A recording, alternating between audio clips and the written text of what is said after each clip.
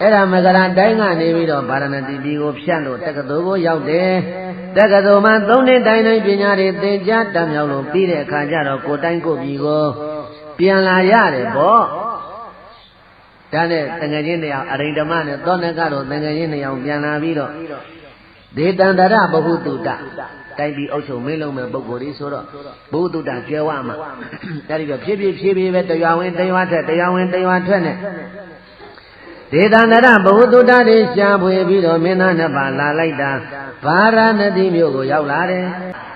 ဗာရာဏသီမြို့ရောက်လာပြီးတော့ဗာရာဏသီမြို့မင်းဥယျာဉ်တွင်မှာစခန်းချပြီးတော့တန်ငယ်ချင်း2ယောက်နေကြတာမြို့တဲကိုဝင်ပြီးတော့ဟဲ့ဗာရဏသီမြို့ကြီးတဲ့ကြီးတယ်ခမ်းနားလာ ਈ လားတို့မြို့တဲ့ကြီးတယ်ဟဲ့တို့ဒီမြို့ကြီးတဲ့လာလဲကြဆိုတန်ငယ်ချင်းရေဆိုပြီးတော့အရိန္ဒမနဲ့သောနကတော့တန်ငယ်ချင်း2ယောက်မြို့တဲဝင်ပြီးတော့ဒေသန္တရဘဟုတုတ္တတွေကိုရှာဖွေပြီးတော့လိုက်စားနေတော့မြို့ထဲမှာပုံနာအိတ်တဲ့အိမ်မှာဗျမနဝါစကလို့ခေါ်တဲ့ပုံနာတွေမန္တန်ရွတ်ပွဲကြီးတစ်ခုရှိတယ်အိရှိမှာမန္တကြီးထိုးပြီးတော့ဒီကနေ့ခေပရိသနားလေအောင်ပြောရင်ဘုန်းကြီးတို့ဓမ္မစကြာတို့ပဋ္ဌာန်းတို့အိမ်တွေမှာရွတ်တယ်လို့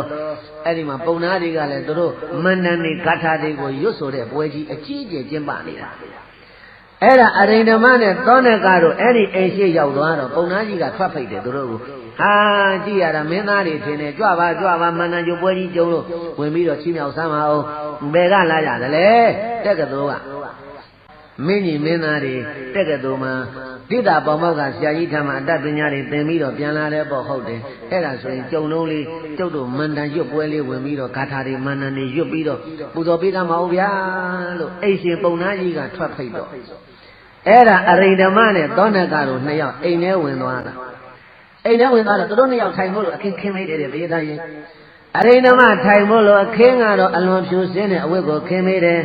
သောနကထိုင်ဖို့နေရာကိုတော့အနီရောင်အဝတ်ကိုခင်းမိတယ်